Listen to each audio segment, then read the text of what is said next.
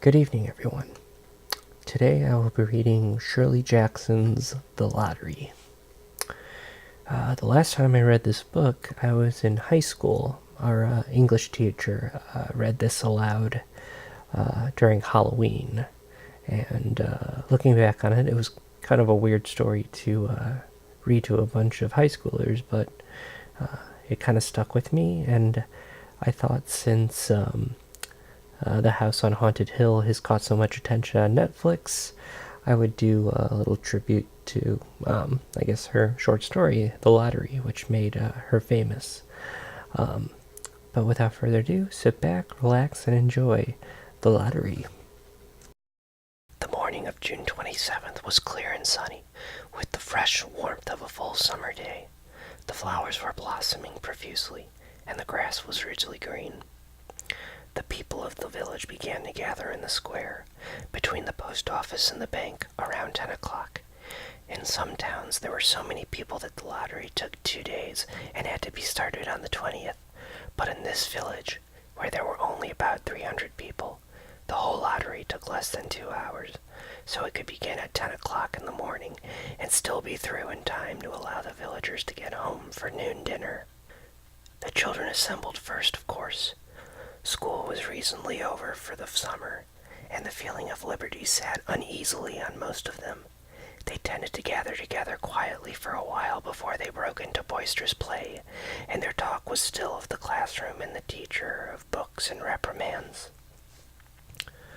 Bobby Martin had already stuffed his pockets full of stones, and the other boys soon followed his example, selecting the smoothest and roundest stones.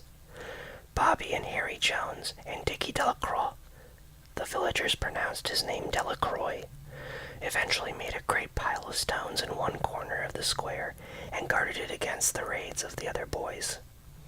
The girls stood aside, talking amongst themselves, looking over their shoulders at the boys, and the very small children rolled in the dust or clung to the hand of their older brother or sisters. Soon the men began to gather, surveying their own children, speaking of planting and rain, tractors and taxes. They stood together, away from the pile of stones in the corner, and their jokes were quiet and they smiled rather than laughed. The women, wearing faded house dresses and sweaters, came shortly after their menfolk. They greeted one another and exchanged bits of gossip as they went to join their husbands. Soon the women, standing by their husbands, began to call to their children, and the children came reluctantly, having to be called 4 or 5 times. Bobby Martin ducked under his mother's grasping hand and ran, laughing, back to the pile of stones.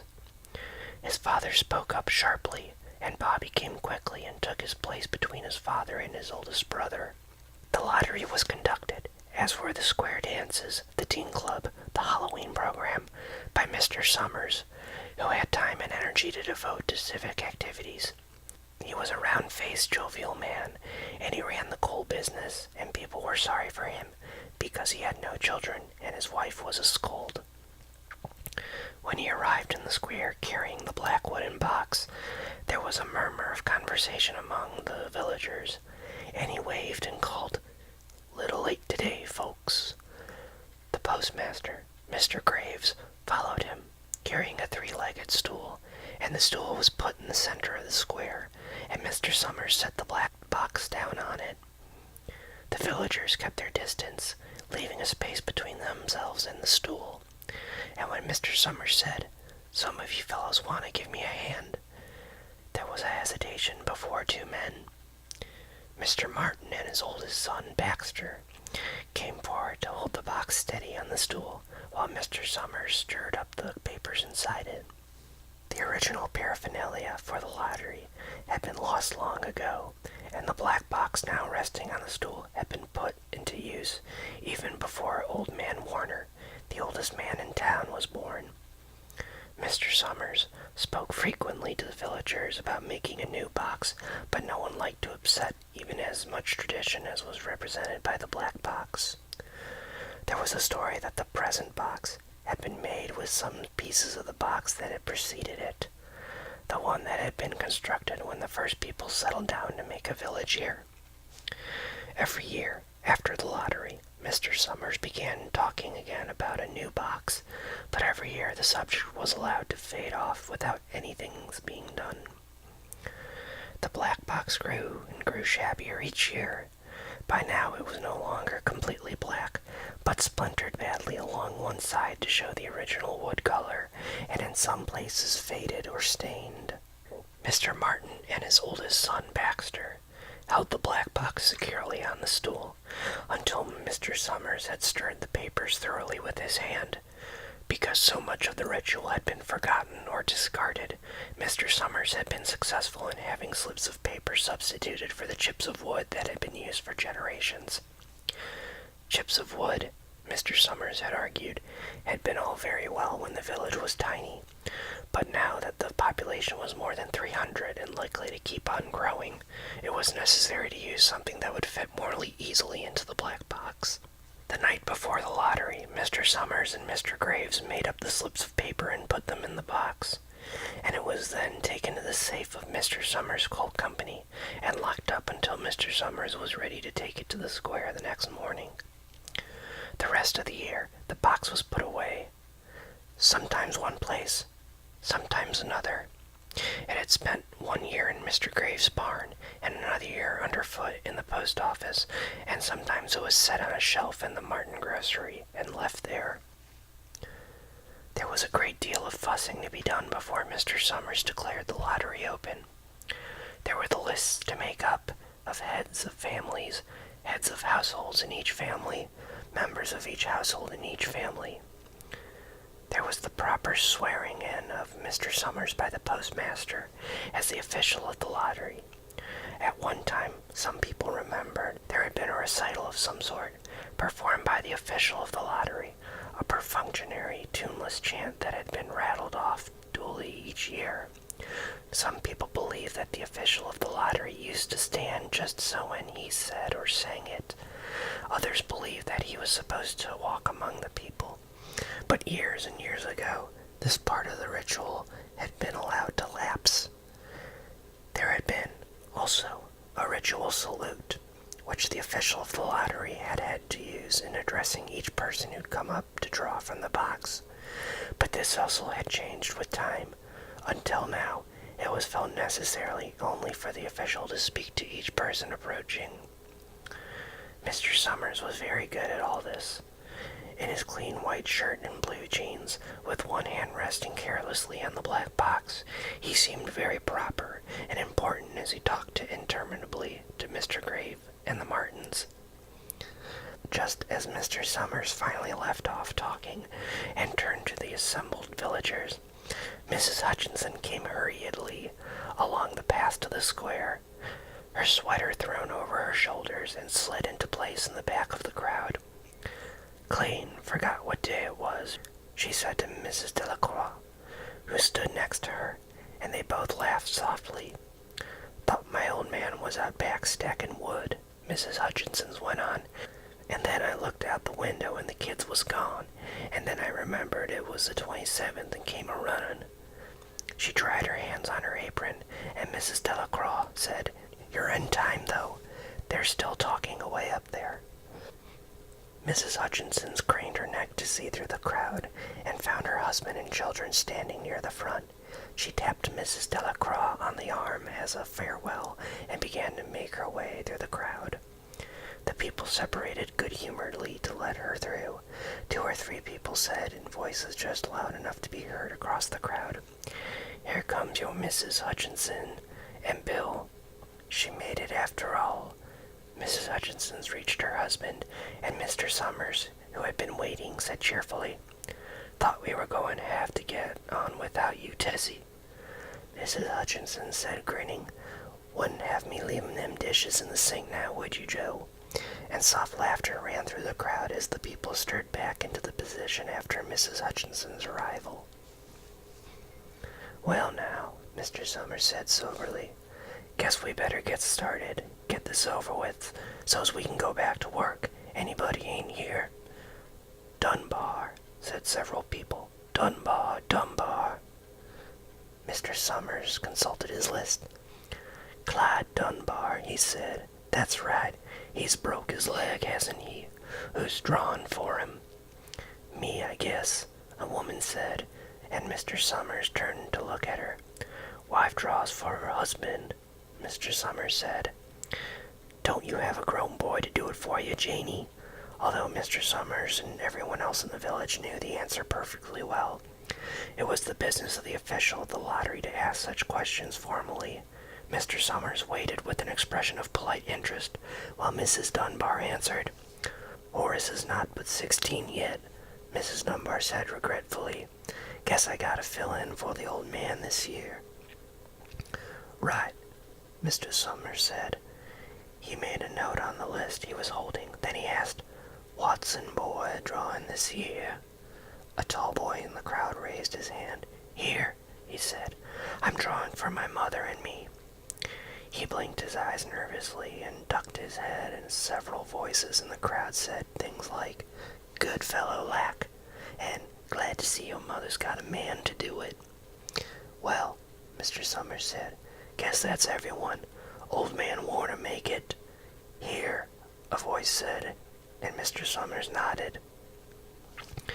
A sudden hush fell on the crowd as Mr. Summers cleared his throat and looked at the list.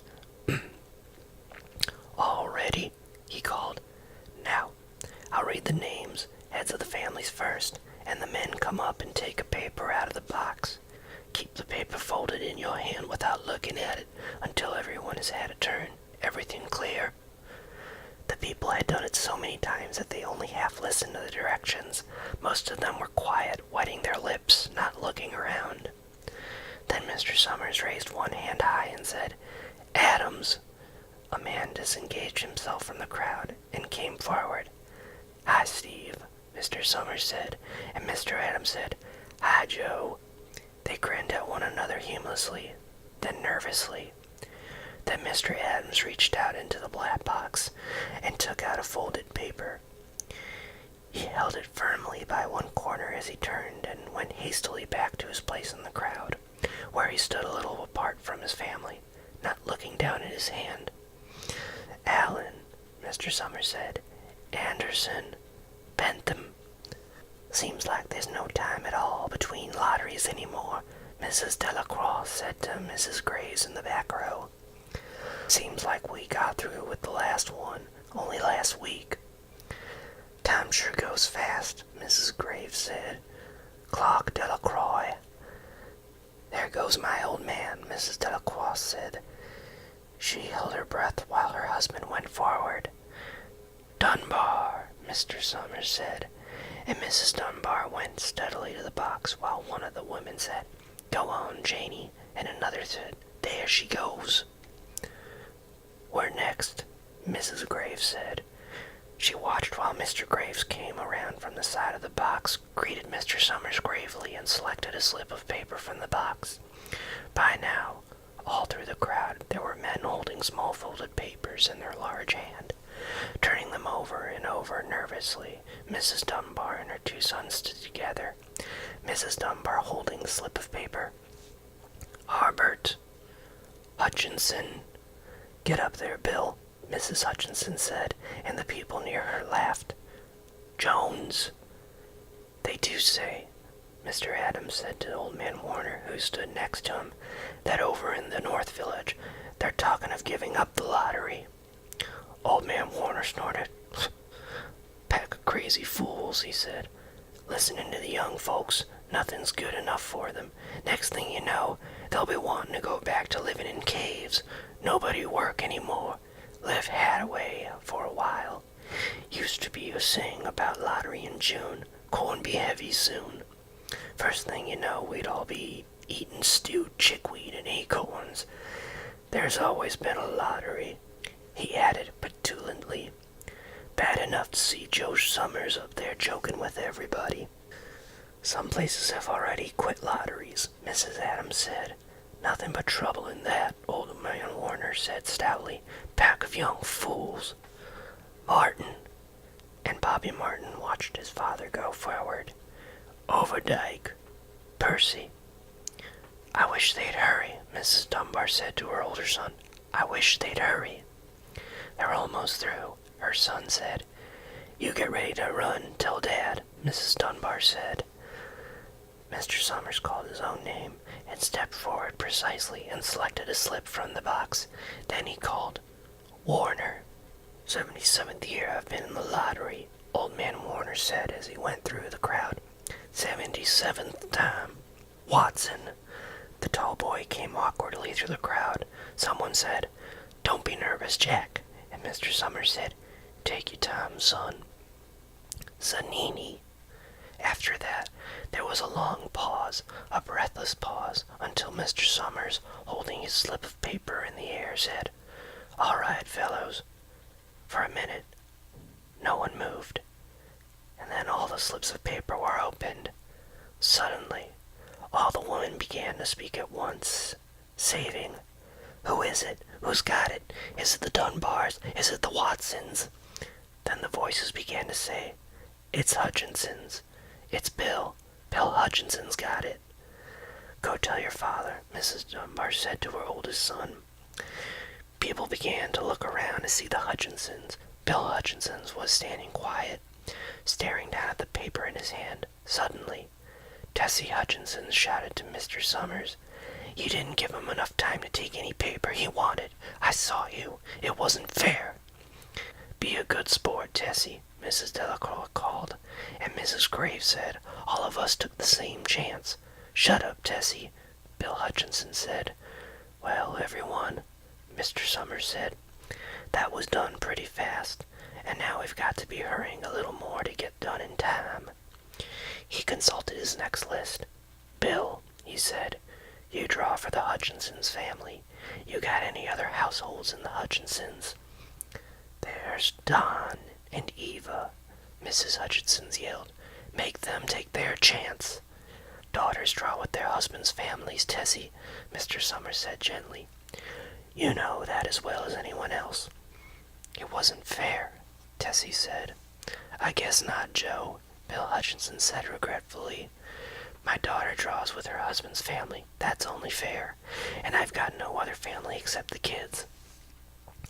"Then, as far as drawing for families is concerned, it's you," Mr. Summers said in explanation. "And as far as drawing for households is concerned, that's you too, right?" "Right," Bill Hutchinson said. "How many kids, Bill?" Mr. Summers asked formally. "3," Bill Hutchinson said. "There's Bill Jr. and Nancy and little Dave and Tessie and me."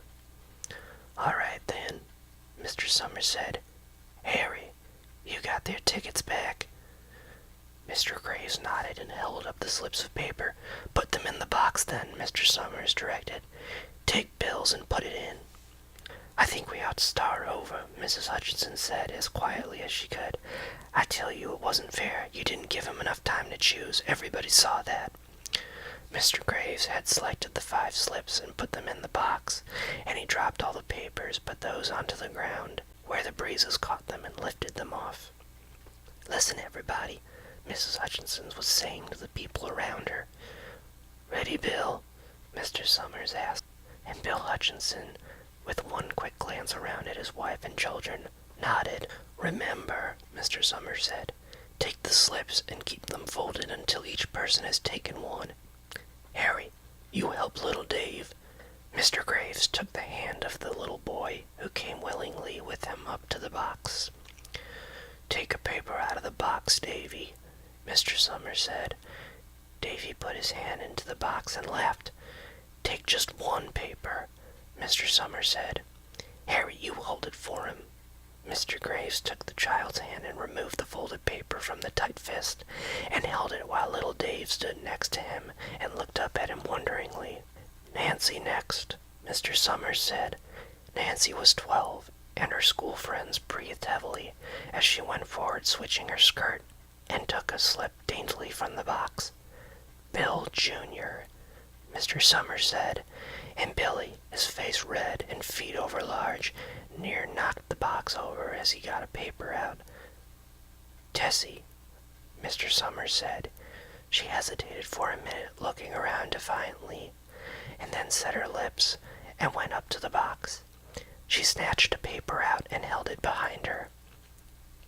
"Bill," Mr. Summers said, and Bill Hutchinson reached into the box and felt around, bringing his hand out with the last slip of paper in it. The crowd was quiet. A girl whispered, "I hope it's not Nancy," and the sound of whispers reached the edge of the crowds. "It's not the way it used to be," Old Man Warner said clearly. "People ain't the way they used to be." "All right," Mr. Summers said. "Open the papers. Harry, you open little Dave's." Mr. Graves opened the slip of the paper, and there was a general sigh throughout the crowd as he held it up, and everyone could see that it was blank. Nancy and Bill Jr. opened theirs at the same time, and both beamed and laughed, turning around to the crowd and holding their slips of paper above their heads. "Tessie," Mr. Summers said. There was a pause, and then Mr. Summers looked at Bill Hutchinson's, and Bill unfolded his paper and showed it. It was blank.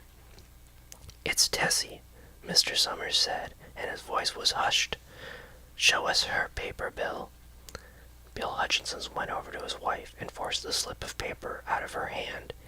It had a black spot on it, the black spot Mr. Summers had made the night before with the heavy pencil in the coal company office. Bill Hutchinson held it up, and there was a stir in the crowd. "All right, folks," Mr. Summers said. "Let's finish quickly." Although the villagers had forgotten the ritual and lost the original black box, they still remembered to use stones. The pile of stones the boys had made earlier was ready. There were stones on the ground with the blowing scraps of paper that had come out of the box. Delacroix selected a stone so large that he had to pick it up with both hands and turned to Mrs. Dunbar. "Come on," she said. "Hurry up." Mrs. Dunbar had small stones in both hands, and she said, gasping for breath, "I can't run at all. You have to go ahead and I'll catch up with you." The children had stones ready, and someone gave little Davy Hutchinson a few pebbles. Tessie Hutchinson was in the center of a cleared space by now, and she held her hands out desperately as the villagers moved in her. "It isn't fair," she said. "A stone hit her on the side of the head," Old Man Warner was saying. Come on, everyone." Steve Adams was in the front of the crowd of villagers, with Mrs. Graves behind him. "It isn't fair. It isn't right," Mrs. Hutchinson screamed, and then they were upon her,